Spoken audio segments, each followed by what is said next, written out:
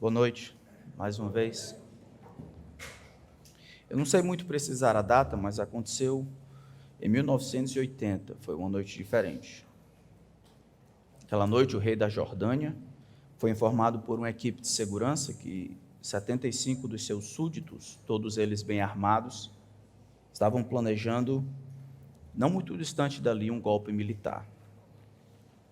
Eles iriam remover a autoridade do rei, iriam instaurar uma ditadura militar.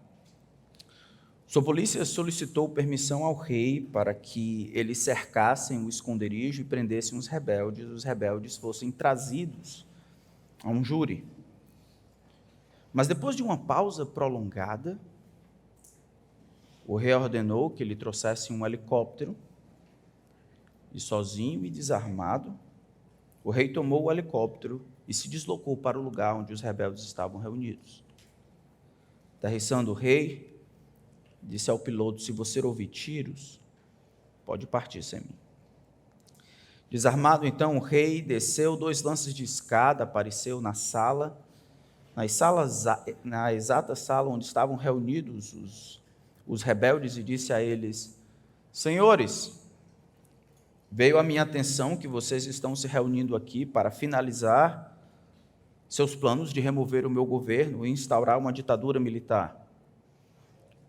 Se vocês fizerem isso, o exército vai se dividir ao meio e o país vai explodir em uma guerra civil.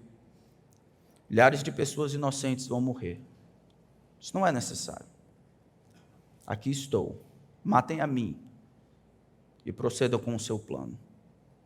Dessa maneira, apenas um homem precisa morrer. Depois de um longo momento de silêncio, os rebeldes, sem compreenderem muito bem o que havia acontecido, como se fossem um só homem, se aproximaram para beijar as mãos e os pés do rei Talal e jurar lealdade vitalícia para ele. Essa história real ilustra uma parábola que Jesus contou no último encontro que ele vai ter com os fariseus durante o seu tempo de ministério. Ele acabava de entrar em Jerusalém 2 dias antes. Era terça-feira, o momento em que ele vai ter esse encontro com os fariseus e uma discussão que finaliza o que Jesus precisa fazer em relação aos fariseus. Nós já temos estudado o Evangelho de Lucas por quase 2 anos, e nesse momento nós estamos vendo o Senhor Jesus lidando com os inimigos desse reino. O reino parasita e os muitos inimigos que ele oferece encontra nos fariseus ou nos líderes religiosos do tempo de Jesus, talvez o maior dos inimigos. Eles detinham as chaves do reino, isso é, eles detinham um conhecimento que poderia guiar os homens para perto, para entrarem no reino. Mas eles não permitiam que as pessoas entrassem, eles mesmos não decidiam entrar. Eles amavam a hipocrisia, amavam aquilo que era secundário. Eles atavam fardos pesados sobre os homens, eles tentavam construir a sua escada para Deus por meio de uma justiça própria. Esses homens, condenados por Cristo como filhos do inferno, vão ter, nessa história que nós vamos ver esta noite, o final, a conclusão, o desfecho. O que acontece quando acaba a graça? O que acontece quando Deus diz: agora acabou a graça? Abram a palavra de Deus em Lucas capítulo 20. E Jesus então vai ilustrar por meio desta parábola o que acontece quando a graça acaba. Em Lucas capítulo 20, a partir do verso 9, diz assim a palavra do Santo Deus. Lucas 20, verso 9 em diante, diz assim a palavra do Santo Deus. A seguir, Jesus passou a contar ao povo esta parábola. Certo homem plantou uma vinha, arrendou-a para uns lavradores e ausentou-se do país por prazo considerável. No devido tempo, mandou um servo aos lavradores para que lhe dessem do fruto da vinha. Mas os lavradores, depois de espancá-lo, o despacharam de mãos vazias. Em vista disso, enviou-lhes outro servo, mas também a este espancaram e depois de insultá-lo, despacharam de mãos vazias. Mandou ainda um terceiro, também a este, e depois de feri-lo, expulsaram. Então o dono da vinha disse: que farei? Enviarei o meu filho amado. Talvez o respeitem. Mas quando os lavradores viram o filho, começaram a discutir entre si: esse é o herdeiro, vamos matá-lo para que a herança seja nossa. E lançando-o fora da vinha, o mataram. Que lhes fará, pois, o dono da vinha? Virá, exterminará aqueles lavradores e entregará a vinha a outros. Ao ouvir isto, disseram: que tal não aconteça? Mas Jesus, com um olhar fixo neles, disse: que quer dizer então o que está escrito? A pedra que os construtores rejeitaram, essa veio ser a pedra angular? Todo o que cair sobre esta pedra ficará em pedaços, e aquele sobre quem ela cair ficará reduzido a pó. Naquela mesma hora, os escribas e os principais sacerdotes procuravam prender Jesus, porque entenderam que ele havia contado esta parábola contra eles, mas temiam o povo. Vamos orar. Grande Deus, a tua palavra está aberta diante de nós, e o nosso desejo é que o Senhor governe a tua igreja por meio dela e trabalhe nos corações por meio dela. Eu imploro que o Senhor nos proteja de nós mesmos e não nos permita fugir do que a tua palavra tem a dizer, que ela seja a nossa regra, a linha sobre a qual o nosso pensamento caminha, que ela não se misture com o pensamento dos homens. Eu peço a ti, Espírito Santo, dobra o coração dos homens, submete-os a ti, faz raiar a luz do Evangelho, quebra aqueles que estão obstinados, reduz o orgulho deles a pó, glorifica Cristo, manifesta a glória de Cristo, a sublimidade, a unicidade de Cristo, que ao final desse tempo só o Senhor receba a glória que merece. Nós pedimos isso no nome de Cristo. Amém. Lucas capítulo 19, nós vemos Jesus entrando em Jerusalém, no versículo 28. No versículo 28, então, começa aquela semana da paixão. São os últimos dias que Jesus está aqui antes da sua paixão ou antes de ser crucificado. Ele deve ser crucificado no final de semana, a Páscoa se aproxima naquela época, e Jesus, como o cordeiro, o verdadeiro cordeiro pascal, ele deve ser sacrificado exatamente no dia da Páscoa. Então, ele entra em Jerusalém, ele é aclamado como o Messias, pelo menos o rei que deveria vir ao mundo. Ele está lá, as pessoas estão falando a respeito dele.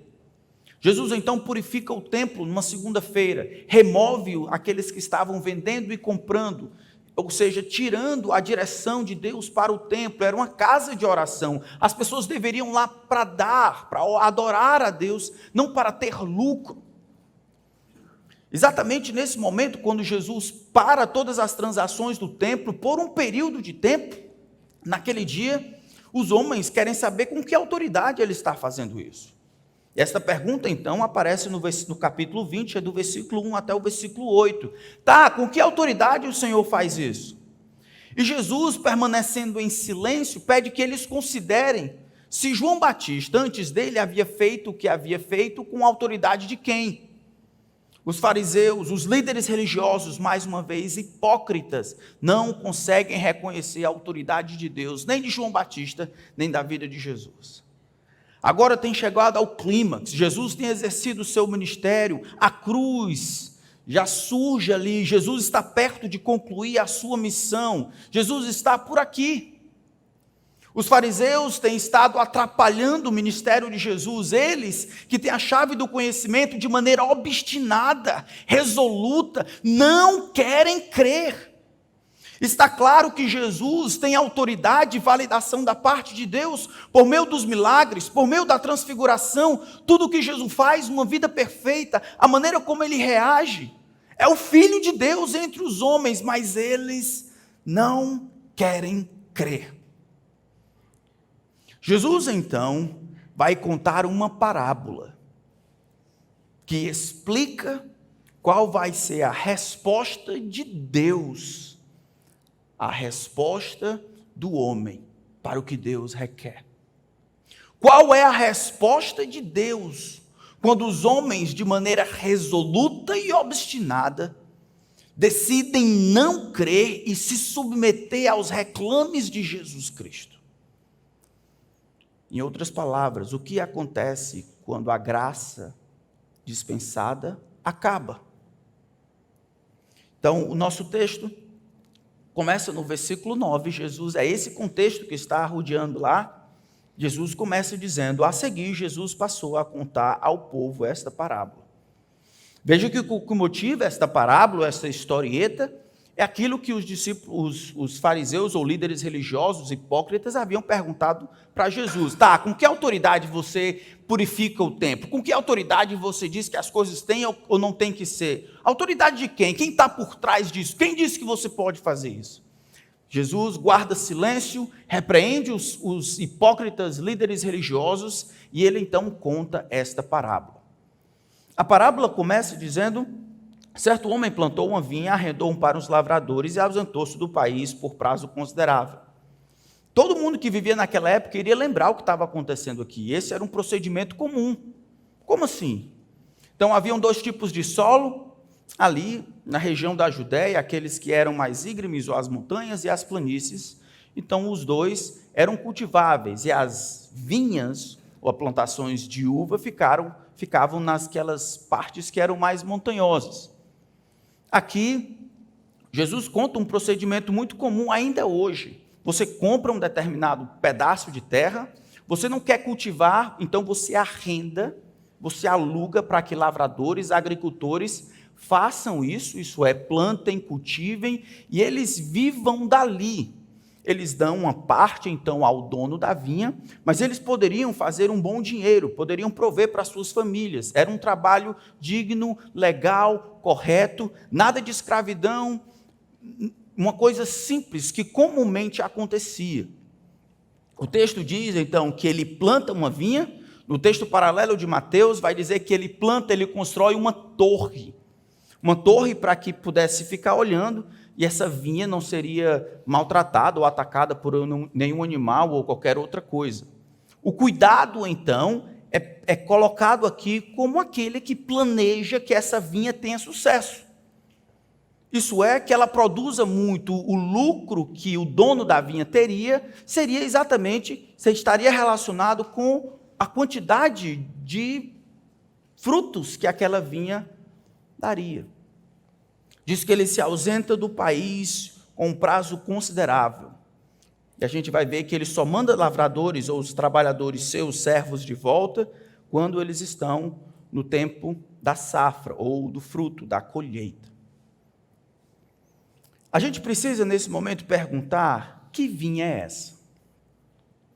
O que Jesus está pensando a respeito de vinha, quando fala de vinha?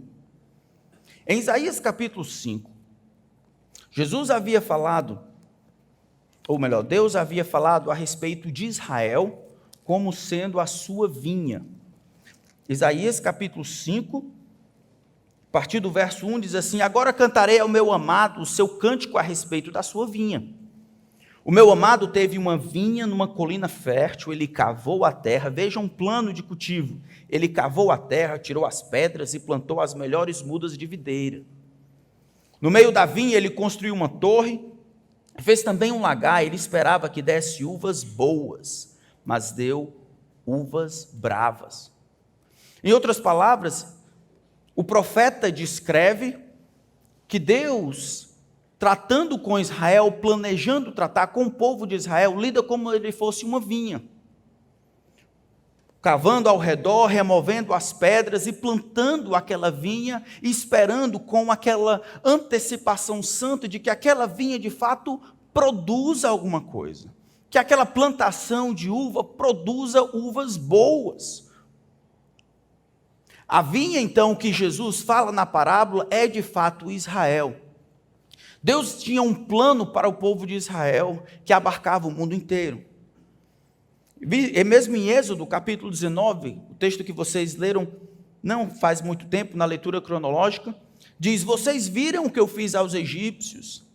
Êxodo 9, 4-6, e como levei vocês sobre asas de águia e os trouxe para perto de mim. Agora, pois, se ouvirem atentamente a minha voz e guardarem a minha aliança, vocês serão minha propriedade peculiar dentre todos os povos, porque toda a terra é minha, e vocês serão para mim um reino de sacerdotes e uma nação santa.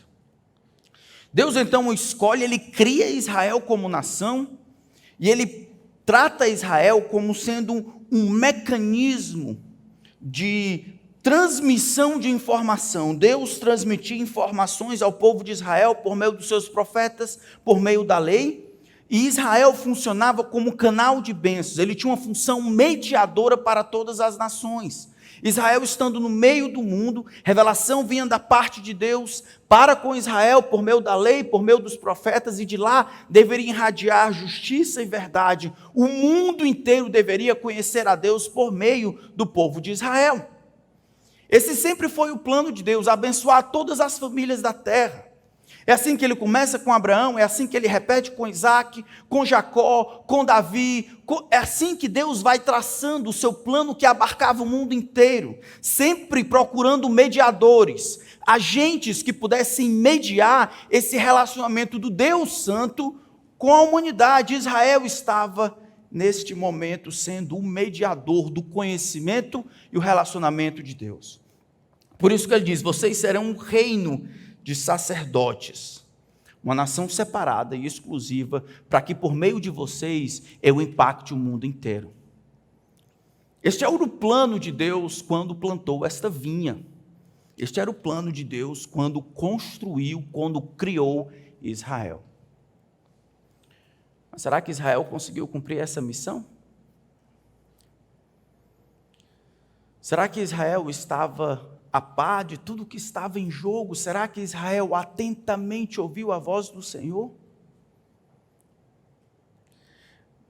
Israel deveria ter compreendido que esta missão, este relacionamento com Deus, trazia também grande responsabilidade, que Deus estava colocando no colo de Israel a responsabilidade de ser uma bênção para o mundo.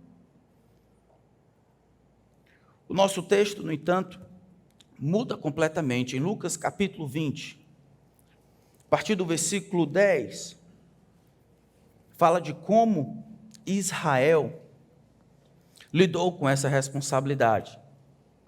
No devido tempo,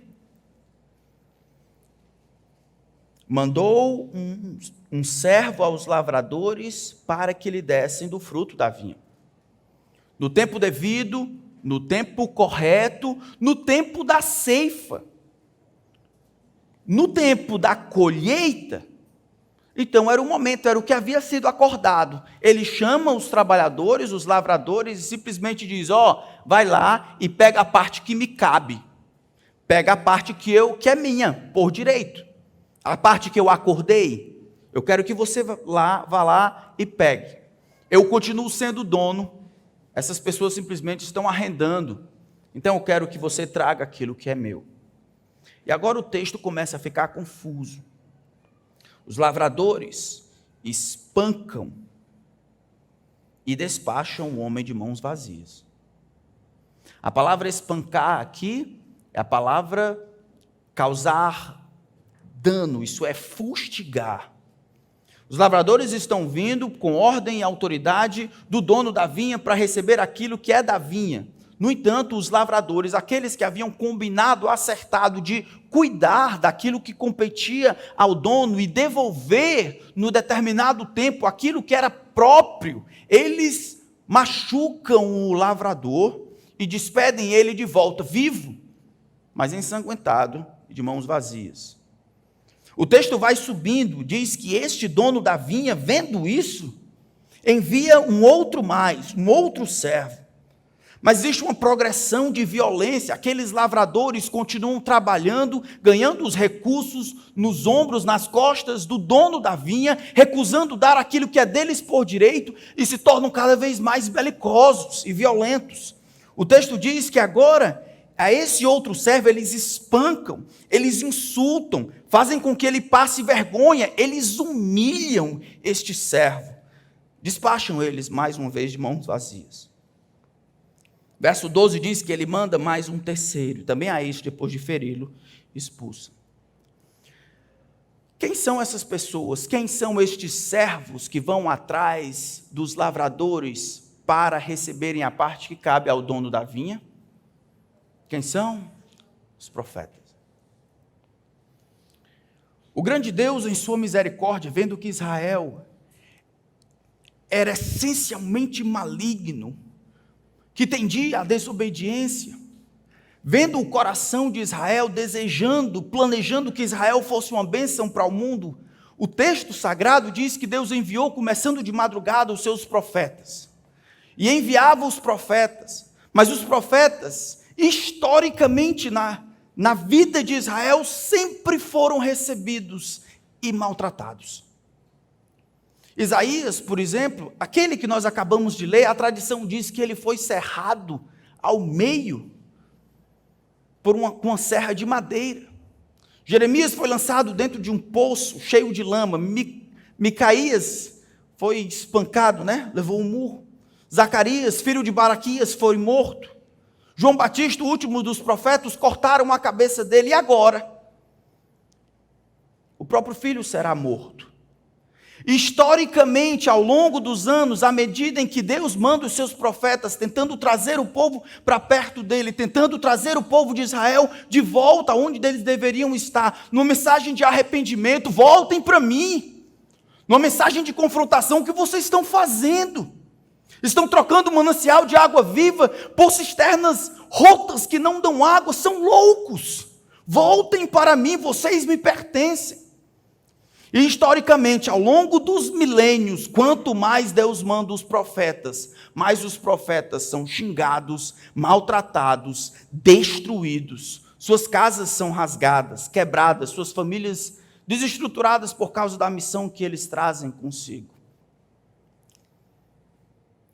Nós vimos aqui em Lucas capítulo 11, Jesus dizendo, por isso também diz a sabedoria de Deus, mandarei para eles profetas e apóstolos, e alguns deles matarão, e a outros perseguirão, para que desta geração se peçam contas do sangue dos profetas derramado desde a fundação do mundo. Desde a fundação do mundo, desde o sangue do justo Abel. E em dizer isso, irmãos, nós conseguimos extrapolar esta lição que Deus dá observando a história de Israel para olhar a história da própria humanidade. Quem de nós e dos nossos pais não fugimos contra Deus? Quem de nós escutamos a voz do Deus Todo-Poderoso, do Criador dos céus e da terra, e com um salto dizemos, eis aqui, eis-me aqui?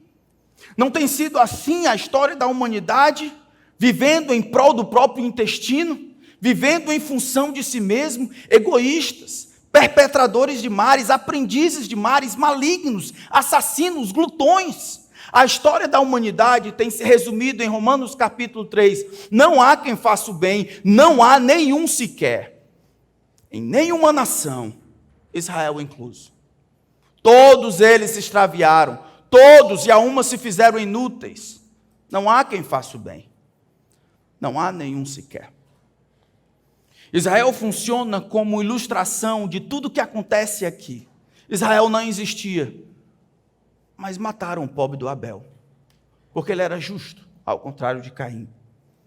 Em Mateus capítulo 23, verso 29, Jesus diz, ai de vocês, escribas e fariseus, seus hipócritas, porque vocês edificam os sepulcros dos profetas, enfeitam os túmulos dos justos e dizem, se nós tivéssemos vivido nos dias dos nossos pais, não teríamos sido cúmplices quando mataram os profetas.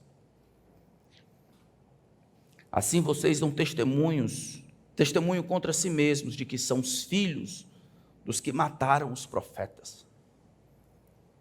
Lucas capítulo 13, o Senhor diz: Jerusalém, Jerusalém, você mata os profetas e apedrejas o que lhes são enviados.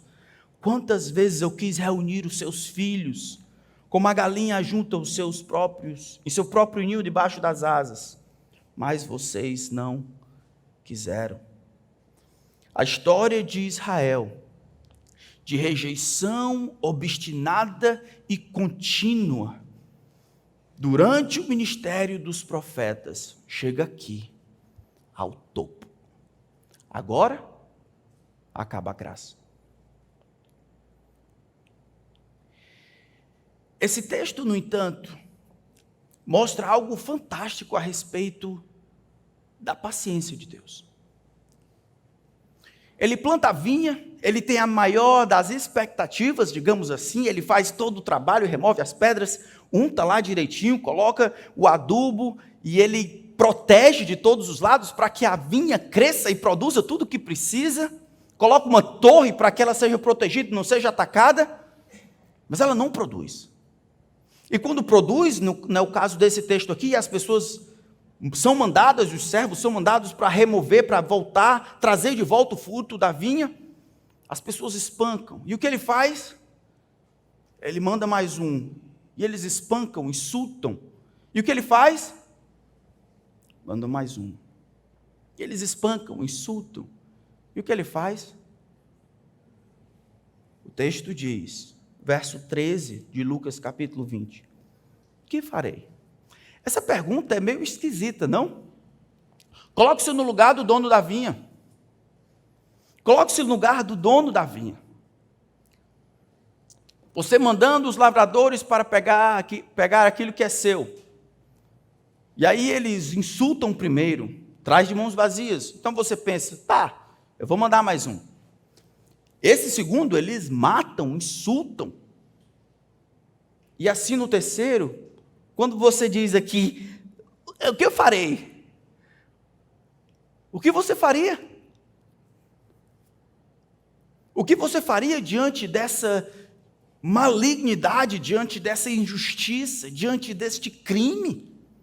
Aqui não é somente falta de informação, aqui é crime. Os homens não estão querendo dar aquilo que é de Deus ou do dono da vinha por direito. Os homens estão querendo construir alguma ideia aí, mas isso é injustificável. O dono da vinha pensa, o que farei? E quando ele diz o que farei, por trás está o desejo de realizar o máximo que pode ser feito para essa vinha.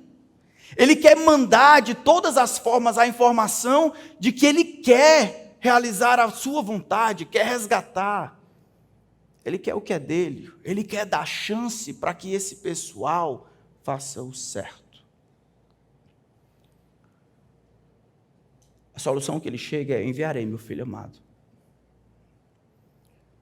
Depois de 2000 anos enviando os meus profetas e vendo as pessoas matarem, insultarem, serrarem pelo meio os meus profetas, eu vou enviar o meu filho. O único que eu tenho, o amado. Talvez eles respeitem Jesus. Talvez isso cause uma admiração diferente na vida deles. Talvez eles compreendam que eu estou disposto de fato a fazer-lhes bem. Que eu de fato amo este povo. Que eles me pertencem. Que eu estou interessado na vida deles. Esse amor, irmãos, ele não se explica na nossa maneira de pensar. Nós não somos tão pacientes assim, estou certo? Quantas vezes você tem que ser traído por sua esposa ou pelo seu marido para não querer mais estar casado? Quantas vezes você tem que amar e ajudar o seu filho para cruzar os braços e simplesmente desistir dele? Quantas vezes você tem que ser ofendido e traído para decidir mudar de igreja? Nós temos uma tendência natural de termos a paciência bem encurtada. Nós decidimos fazer as coisas de maneira rápida, nós não insistimos.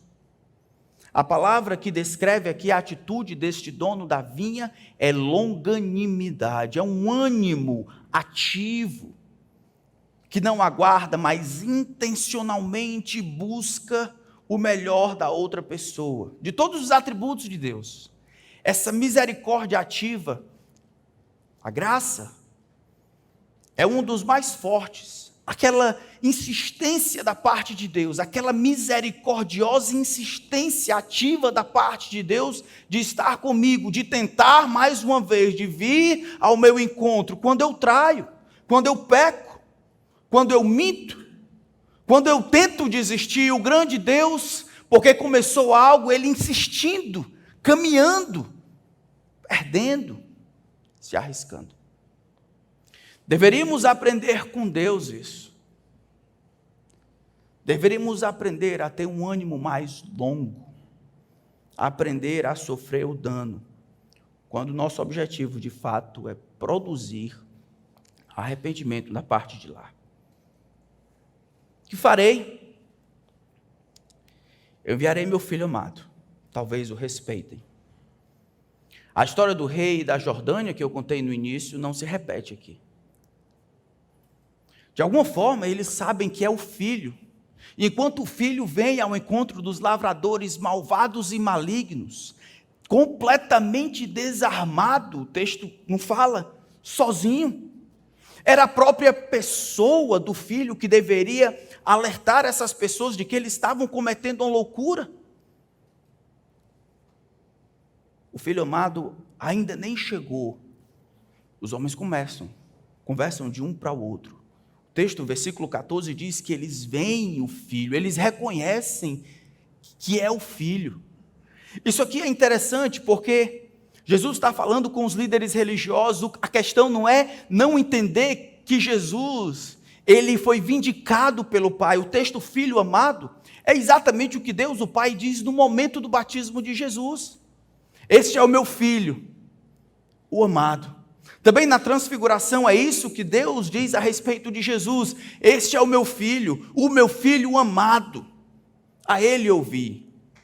É claro que aqueles que decidem crer em Cristo se tornam filhos de Deus, mas nenhum de nós, Deus pode dizer o que é dito a respeito de Jesus Cristo. Na eternidade passada, antes da criação, só existia Deus Pai, Deus Filho e Deus Espírito. Antes que houvesse tempo, antes que houvesse qualquer criação, havia apenas o Criador, e o Criador se relacionava ao Pai que ama o Filho que ama o Espírito que ama o Pai, em perfeita relação, em perfeito relacionamento, um não se confundindo, um não se misturava com o outro. Se amor precisa ser demonstrado de maneira ativa, o Pai amava o Filho amava o Espírito, e o Espírito amava o Pai, eternamente.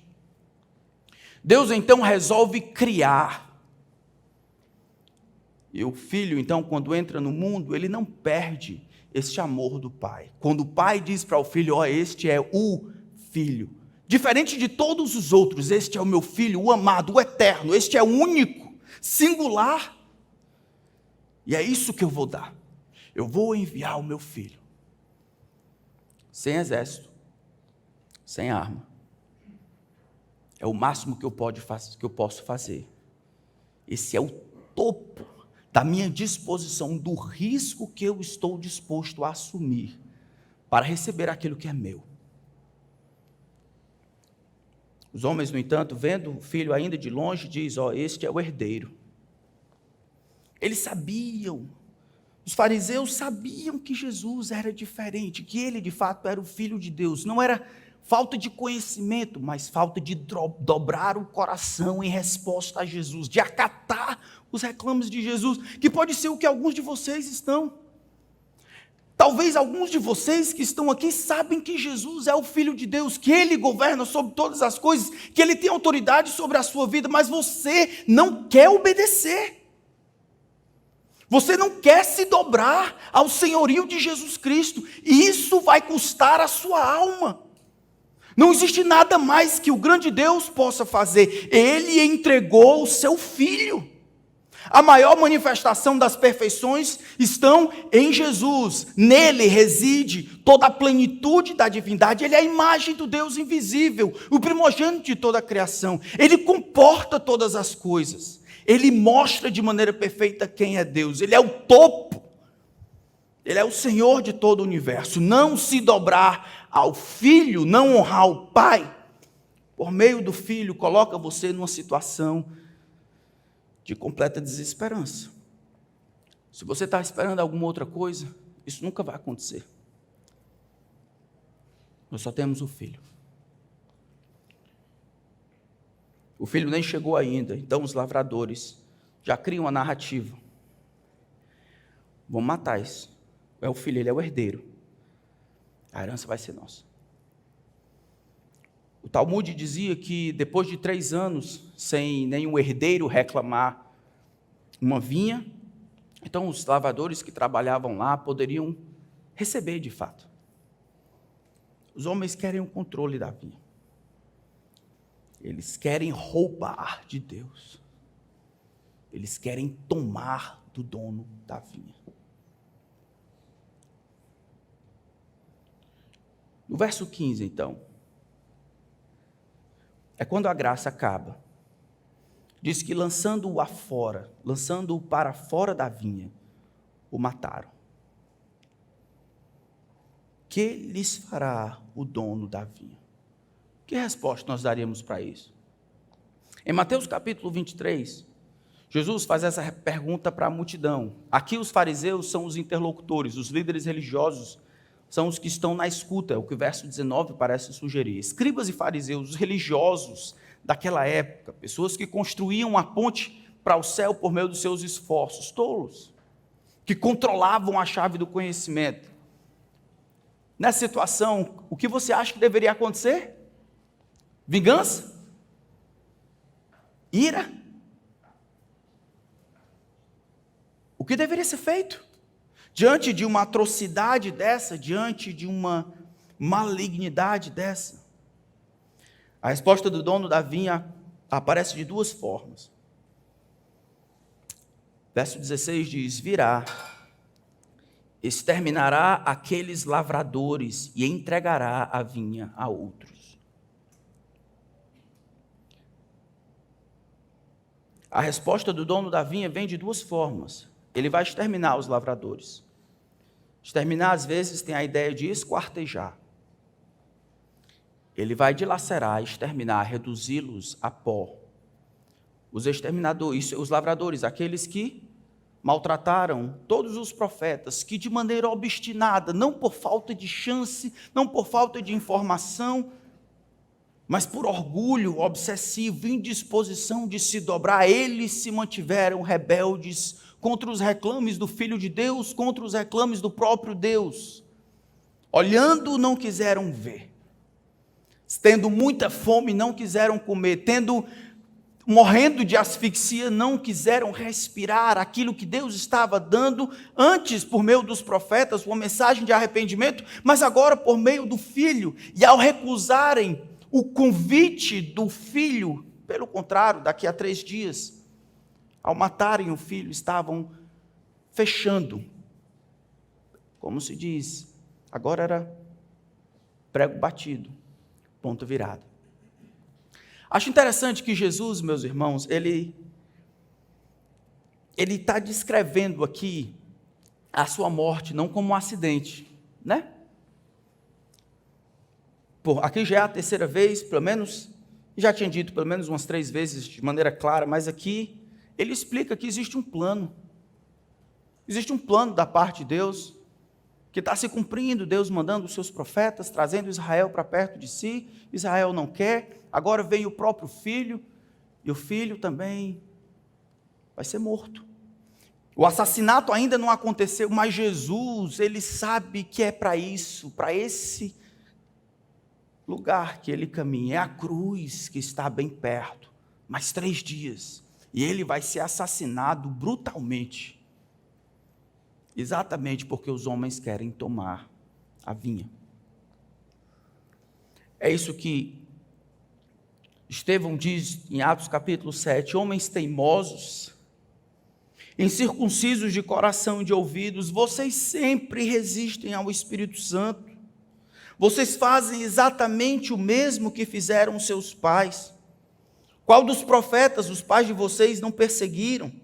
Eles mataram os que anteriormente anunciavam a vinda do justo, do qual vocês agora se tornaram traidores e assassinos, vocês que receberam a lei por ministério de anjos e não a guardaram. Ao ouvirem isto, ficaram com o coração cheio de raiva e rangiam os dentes contra ele. E o que vão fazer? Vão apedrejar Estevão até a morte. Agora acabou. Não vai ter tempo da gente ver tudo, mas a primeira parte, ele os exterminará. Jesus está falando de que, não muito tempo depois, Israel deixará de existir como nação. No ano 70, o general Tito vai entrar na cidade para destruir Israel, destruir os principais sacerdotes, destruir os fariseus, destruir o sumo sacerdote, acabar com a religião judaica, tirar o povo da terra de uma vez por todas. Deus está dizendo, a graça acabou. Não querem. Tenho tentado e ido atrás de vocês, dando todas as mensagens, mandei o meu filho. E por 2000 anos vocês têm rejeitado os reclames do acordo que eu fiz com vocês. Agora acabou a graça. Agora vocês serão exterminados. Flávio Joséfo, historiador judeu que viveu nesse tempo, diz que miséria, escreve assim, que miséria para a qual a mais infeliz cidade tem sofrido nas mãos dos romanos, que entraram com fogo para limpar profundamente as poluições internas. Porque tu não és mais o lugar de Deus, e nem pudeste sobreviver, tornando-se antes um sepulcro para os corpos dos teus próprios filhos, e convertendo o santuário em um ossuário da guerra civil. O templo foi queimado, o ouro foi removido, a arca da aliança e todos os utensílios foram perdidos. O que resta hoje em dia é apenas o muro da lamentação. Deus cumpriu o que havia prometido. Quando a graça de Deus acaba, os homens se tornam apenas desgraçados. Quando a graça de Deus, que é esse mar gigantesco, Deus não deixa de ser gracioso, mas quando a graça de Deus acaba, quando a torneira da graça de Deus que vem até nós é fechada pelo próprio Deus, os homens se tornam nada mais do que desgraçados. Deus vai dar a vinha para outros. Quem são esses aqui? Eu vou dizer no próximo domingo, se o Senhor não retornar. Como é que nós podemos finalizar? Quais são as aplicações que essa primeira parte do ensino nos dá? A parábola nos ensina, irmãos, sobre a maldade do homem em ignorar as misericórdias de Deus. A paciência do Senhor ensinada nessa parábola é constrangedora. É admirável a insistência do dono da vinha para ter o que é seu. O texto nos ensina sobre essa misericórdia, essa longanimidade, essa insistência ativa da parte de Deus, de dar quanto mais possível as oportunidades para que o homem se dobre, se arrependa dos seus pecados e busque ajeitar a sua vida com Deus. Mas um dia, a graça dispensada acaba. E se você for ao encontro do Senhor sem ter experimentado esta graça livre, oferecida hoje por meio de Cristo Jesus, você será um desgraçado, distante do favor de Deus. Um dia, para nós irmãos, um dia descobriremos que a misericórdia de Deus é um dos mais queridos atributos de Deus. O Senhor tem prazer na misericórdia. Misericórdia antes e depois da conversão. Misericórdia a cada passo da jornada terrena será revelada ao nosso coração. E ao coração de todos os santos que ficarão envergonhados com tamanha ingratidão. Misericórdia que pouparam as vidas, misericórdias de providência, de advertência, de visitações inesperadas, todas são desvendadas aos pecadores, confundindo-os por causa da revelação de sua própria dureza de coração e incredulidade. Todos descobriremos um dia que Deus esteve sempre conosco, perto daqueles que creram, e nós algumas vezes não o ouvimos. enviando-nos mensagens das quais não fizemos caso. Poucas palavras serão ressaltadas no último dia com mais clareza do que as redigidas pelo apóstolo Pedro. O Senhor é longânimo para com vocês, não querendo que nenhum pereça. Eu quero encorajar você, meu irmão, a se admirar com a misericórdia de Deus. Coisas que você vê e coisas que você não vê, coisa que você sabe, coisa que você nunca vai saber naquele dia. Ficará claro que Deus foi misericordioso com você, mais do que você pôde notar. Devemos crescer na nossa sensação de gratidão e recebermos essas oportunidades de crescer e de amar o Senhor de forma grata. O texto nos ensina que existe o perigo de perdermos também a oportunidade que Deus nos oferece por suas misericórdias. O estado de Israel aqui, em Lucas capítulo 20, pode ilustrar muito bem o estado do coração de cristãos professos. Antes de pensar sobre Israel, eu quero que você pense sobre você. Lembre das igrejas do Apocalipse, por exemplo. Para uma dessas, a igreja de Laodiceia, o Senhor Jesus Cristo diz: eis que estou à porta e bato. Ele não disse para incrédulos, disse para cristãos professos, talvez dentro da própria igreja, sentados em bancos como assim estamos hoje. Jesus dizendo: eu estou à porta, eis que estou à porta e bato. Se alguém me deixar entrar, eu entrarei e cearei com ele e ele comigo. Cristãos professos sofrem do mesmo mal que o incrédulo Israel, desperdiçam oportunidade de se arrependerem. Contam que a graça de Deus dispensada a nós é incentivo e justificativa para nos mantermos como nós estamos. Nós crescemos, irmãos, principalmente aqui no Brasil, achando que tudo vai dar certo no final. De todas as culturas, talvez, pelo menos aquelas que eu tenho tido oportunidade de ler, de estudar, o brasileiro é profundamente otimista. Leva uma rasteira, levanta, dá a volta por cima, né? Mas quando esse otimismo se sustenta na mentira, ele se torna perigoso. Não importa quanto você acha que pular sem paraquedas de um avião em movimento vai ficar tudo bem.